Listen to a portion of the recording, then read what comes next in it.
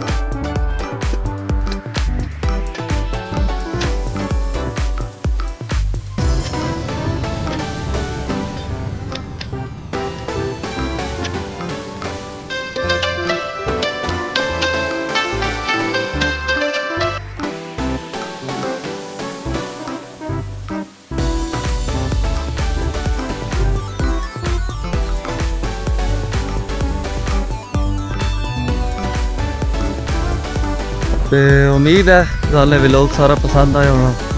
अगले आइंदी news update देखने लिए साढ़े यूट्यूब चैनल में सबसक्राइब करो। गाँव के देसी पंजाबी कल्चर में इंशाल्लाह प्रमोट करांगे। चैनल में लाइक करो, सबसक्राइब करो और आने वाली वीडियो का इंतज़ार करो। हंसते रहो तो वसदे रहो।